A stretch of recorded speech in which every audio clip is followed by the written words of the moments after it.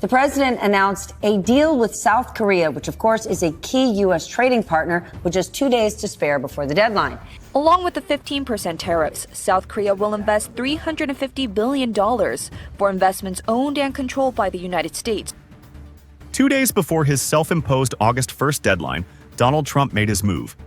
He announced a deal with South Korea, a key trading partner, locking in tariffs at 15%.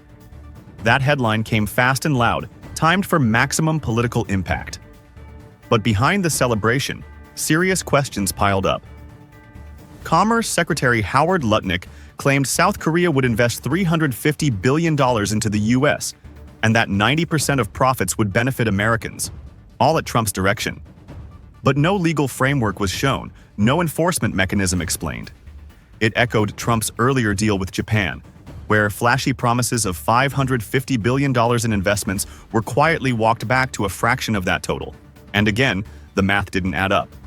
Just like with Europe, which recently pledged to buy massive volumes of U.S. energy, there's no clear indication whether these countries need that much, or whether the U.S. can even supply it. The numbers sounded big, but their foundation looked paper-thin. Trump's latest announcement, a deal with South Korea, followed the same pattern as his earlier agreements. While Seoul has confirmed steps toward formalizing the agreement, the details remain thin. There's no binding treaty language, no timeline for implementation, no clear enforcement mechanisms. The claimed 90-10 profit split raised eyebrows, especially since it hasn't been officially documented. Trump's model seems clear: stack huge numbers, broadcast them through friendly media, and create the illusion of control. Fox News even claimed that tariffs brought in $150 billion from foreign countries, when in reality, those tariffs are paid by American companies, often passed on to consumers. It's economic theater. The deals look impressive in headlines, but underneath, companies are quietly warning of layoffs, price hikes, and shrinking earnings. The Federal Reserve has now delayed a rate cut, citing uncertainty from these very tariff actions. With the Americans are ongoing. It's possible that they may not conclude by the 1st of August. While Trump crafted his South Korea announcement, Canada's position came into focus, and it wasn't what Washington wanted to hear. Prime Minister Mark Carney confirmed that no deal had been reached with the U.S., and that none is expected by the August 1st deadline. Canada's negotiators remain in Washington, but the message was clear: Ottawa will not rush into a bad agreement. Carney described the talks as complex and constructive, emphasizing areas like defense, security, and investment. But he gave no hint that Canada would follow the same path as Europe or Asia. And unlike Trump's announce first, explain later strategy, Canada chose clarity. No deal until the terms truly benefit Canadians. In less than a week, Trump had sealed back-to-back deals with Europe and South Korea, both promoted with billion-dollar promises and patriotic slogans. But Carney's refusal to sign on, even under the pressure of an artificial deadline, exposed a critical flaw in the president's game plan. Trump bet that all allies would fall in line before August 1st. That strategy worked with Brussels and Seoul. But Canada didn't blink. And now, the contrast is striking. While Trump claims to win big, his negotiating partners, from Japan to Europe to Korea, all quietly dispute the terms. Canada, at least, is saying so publicly. This isn't just about one missed deal. With each flashy but shallow agreement, Trump is creating economic confusion. The uncertainty has already caused the Fed to hold back, while businesses brace for cost shocks. And if Canada continues to resist, the White House may soon respond with steep tariffs, potentially up to 35% on Canadian goods. That would hit cross-border trade hard. And unlike Japan or South Korea, Canada has signaled it won't be bullied into submission. In the final hours before Trump's August 1st deadline, the scoreboard isn't as clean as the headlines suggest. The deals with Europe and South Korea look rushed, vague, and politically tailored. But Canada's delay may prove the most strategic move yet. Carney isn't just negotiating. He's calling out the game. And now, all eyes turn to August 1st. consumer boycotts are the reason that President Trump and some of his team have referred to Canada as being mean and nasty to deal with. Ontario's premier says Canada needs to match President Donald Trump's tariffs dollar for dollar. Donald Trump doesn't usually hold back, but this time his words triggered something deeper than political drama. Standing before a crowd of business leaders in Washington, his hand-picked ambassador to Canada explained why Trump sees Canadians as mean and nasty to deal with. Not because of military threats or major trade violations, but because Canadians are quietly boycotting U.S. travel and refusing to buy American alcohol. On the surface, it sounded like a throwaway insult, but what it revealed was something far more telling: that the Canadian public's grassroots reaction, one without protests or megaphones, was working. It began with tariffs. Steel, lumber, aluminum, sectors deeply tied to Canadian jobs were suddenly slapped with high U.S. duties in early 2025. Then came the rhetoric. Trump's remarks about Canada taking advantage of America sparked anger and confusion. Instead of shouting back, Canadians changed their habits. By July 2025, according to data from international travel platforms like Hopper and Expedia, flights from Canada to the US dropped by over 26%. Alberta and British Columbia led the decline. Meanwhile, Canadian liquor boards from Ontario to Quebec reported a dramatic drop in American alcohol sales. In some cases, shelves were restocked entirely with domestic or European brands. At the same time, retail movements like Buy Canadian surged. Independent shops across Ottawa, Montreal, and Vancouver said their sales of Canadian-made goods had doubled compared to the same period last year. What started as a reaction became a movement, and it got Washington's attention. Like, obviously, Canadians are outraged. I say Canadians stick with it, like, hold the line. BC Premier David Eby says Hoekstra's remarks show Canada's efforts to stand up to Trump are, quote, having an impact. If Trump thought provinces would buckle under pressure, he misread the room.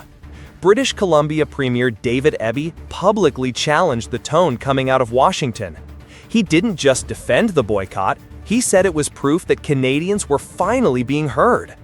In Ontario, Premier Doug Ford took a different but equally firm approach. Instead of backing down, he called on Ottawa to respond with equal tariffs, dollar for dollar. In his words, showing weakness would only invite more pressure. Across the political spectrum, premiers aligned on one message: Canadians have the right to protect their economy and sovereignty, even if that means spending differently. We should note. To our friends and neighbors in Canada, the Granite State sends you our greetings and says we miss you. The ambassador's comments may have sparked outrage, but not everyone in the U.S. echoed that tone. Just days later, a bipartisan group of U.S. senators visited Ottawa. Unlike the ambassador, they didn't criticize Canadians. They expressed concern. New Hampshire's Maggie Hassan and Nevada's Catherine Cortez Masto noted how their states were already feeling the pain. Canadian tourism was down, shopping districts were quieter, and hospitality jobs were at risk. In Nevada alone, Canadians usually account for 30% of international visitors. That number has sharply declined this summer, and with it, millions in revenue. What Canadians chose to do with their vacation dollars was no longer a small matter. It was reshaping cross-border economics. Many in Ottawa say Trump's rhetoric just strengthens their resolve to buy Canadian and boycott travel down south. Some might say skipping a trip or switching a brand is too small to matter. But collectively, these choices created pressure, the kind that even Trump's administration couldn't ignore. This wasn't about emotion, it was about agency. Canadians didn't need to shout, their wallets spoke for them. And if those choices made them seem mean and nasty, then perhaps that label was never really an insult, but a sign of strength. I think Trump is Trump, and we listen to him, and then we just let one thing, what he says, go through one ear and out the other. In the end, This moment isn't about diplomatic language, it's about posture. Trump may dominate headlines, but Canada, quietly and collectively, is demonstrating resolve. Not through threats, not through deals, but through everyday decisions made by people, provinces, and premiers to stand their ground, protect what's theirs, and define what kind of neighbor they choose to be. Because if mean and nasty means refusing to bow under pressure, then Canada is wearing it well. Mexican President Claudia Sheinbaum said on Wednesday that she and Canadian Prime Minister Mark Carney had agreed to strengthen trade collaboration. And as countries seek other export markets, that's going to reduce the supply to U.S. markets. The real cost of tariffs isn't just measured in dollars, it's trust, lost, and perhaps unrecoverable. Across global supply chains, confidence in the United States as a stable trade partner is wearing thin. Under President Trump's latest wave of tariffs, countries are no longer simply adjusting. They're rethinking their entire strategy. In Canada, that shift is especially visible. What began as a policy response to U.S. tariffs is now a national effort to reduce dependency on American goods, services, and even markets. Ottawa is strengthening trade ties with Europe, Mexico, and Asia. It's also prioritizing domestic production. The message is clear. If economic loyalty is punished, independence becomes a necessity. This erosion of trust is not just a diplomatic concern. It's reshaping where countries buy, sell, and invest for the long run. And it is day 177 of the second Trump administration. And tonight, new inflation numbers are confirming what many economists have predicted, that Trump's tariffs would drive prices higher and higher. For American consumers, the impact is now undeniable. According to the latest Consumer Price Index, inflation in June rose 2.7% year over year. Housing led the surge, but food, fuel, and durable goods also ticked up. Economists from Bank of America and Wells Fargo confirm what many feared. Tariff costs are filtering directly into retail prices. Yale Budget Lab projects that average U.S. import taxes could exceed 20% by August, an historic peak. Early year stockpiling delayed the pain, but that cushion is gone. As inventories run dry, companies are now restocking at tariff-inflated prices. That shift is beginning to show on the shelves. As shoppers push their carts through the door, Urban Grocer is quietly pushing back, steering clear of anything grown in the U.S. Now that's been the case here for 117 days and counting. Retail, that's a boycott. North of the border, Canada's response is firm and deliberate. In British Columbia, a local grocer hasn't stocked U.S.-grown produce in over 117 days. What started as a modest cut quickly became a full phase-out. According to Nielsen IQ, American food product sales in Canada dropped 8.5% by volume in just a few months. More Canadians come to America than tourists from any other country. Last year, Canadians made over 20 million visits to the U.S. and spent more than $20 billion here. But this year, many are not coming to America. Tourism tells the same story. In June, car crossings from Canada into the U.S. fell 33%, the sixth month in a row of decline. In Vermont, resorts and breweries report a 30 to 50% drop in Canadian visitors. Some towns renamed streets and offered exchange rate discounts, but the absence is about more than pricing. To many Canadians, this is no longer a consumer choice. It's a political stance, driven by rhetoric they see as disrespectful and aggressive. Meanwhile, the U.S. market is feeling the deeper effects.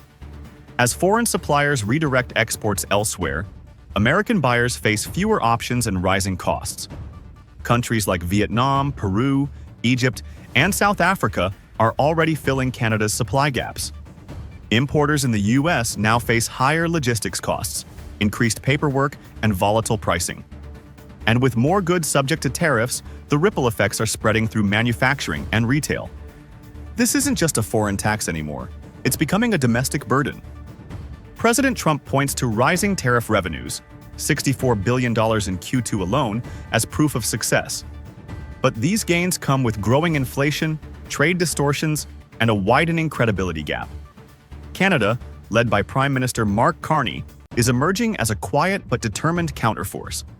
Rather than respond with threats, Canada is playing a longer game, diversifying trade, reshaping supply chains, and building internal resilience.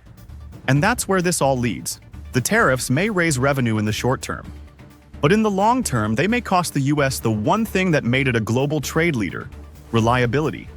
Because once allies start walking away, it's hard to bring them back.